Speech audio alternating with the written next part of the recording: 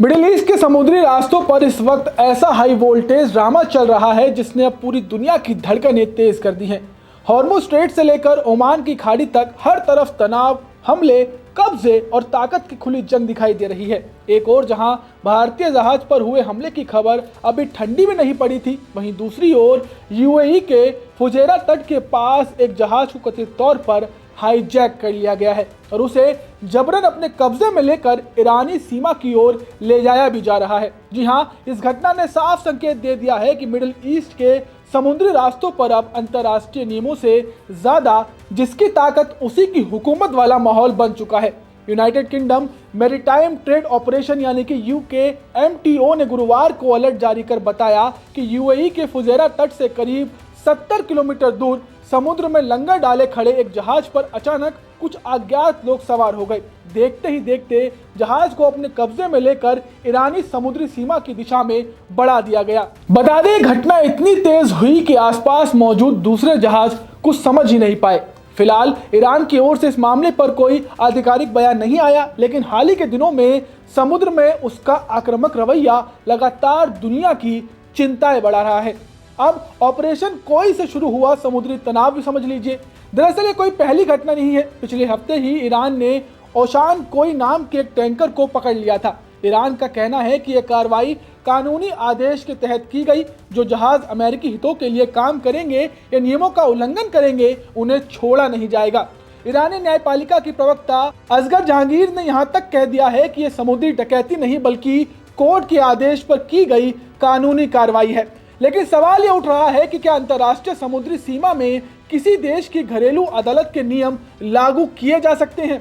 यही वजह है कि कई पश्चिमी देश ईरान पर समुद्री दबाव की राजनीति करने का आरोप लगा रहे हैं। वहीं दूसरी तरफ इसी तनावपूर्ण माहौल में ओमान के तट के पास भारतीय ध्वज वाले मालवाहक जहाज पर हुआ हमला भारत के लिए एक बड़ी चिंता बन चुका है।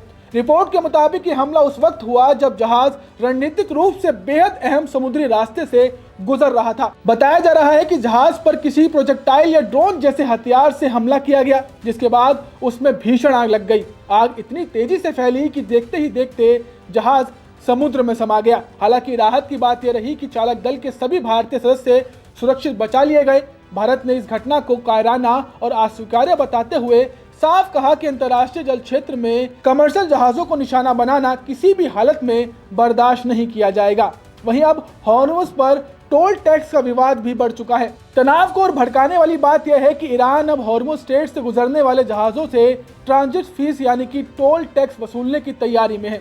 ईरान का दावा है कि इस रणनीतिक समुद्री रास्ते पर उसका प्रभाव है, इसलिए उसे शुल्क लेने का अधिकार है। लेकिन पड़ोसी देश ओमान ने इस दावे को सिरे से खारिज कर दिया है। ओमान का कहना है कि हॉर्मुज़ कोई इंसानों द्वारा बनाई गई नहर नहीं बल्कि प्राकृतिक समुद्री मार्ग है, इसलिए यहाँ किसी भी तरह का टोल टैक्स नहीं लिया जा सकता।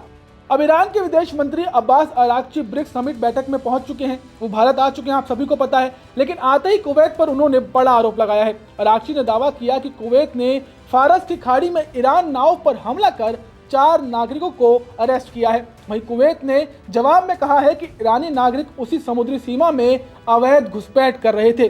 अब एक्सपर्ट्स के मुताबिक हॉर्मुज़ स्ट्रेट में बढ़ता तनाव अब वैश्विक चिंता बन चुका है। दुनिया के बड़े हिस्से का तेल और व्यापार इसी समुद्री रास्ते से गुजरता है। ऐसे में अगर यह हालात बिगड़ते हैं तो तेल की कीमतों से वैश्विक अर्थव्यवस्था पर तगड़ा झटका फिर लग सकता है। यानी साफ है, मिडिल ईस्ट का समंदर अब सिर्फ पानी का रास्ता नहीं बल्कि दुनिया की राजनीति, ताकत और टकराव का सबसे खतरनाक मैदान बन चुका है।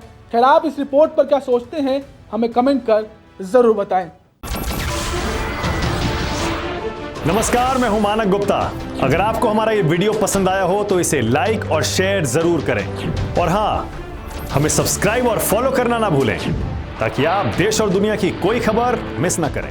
तो जुड़े रहिए हमारे साथ और देखते रहिए News 24।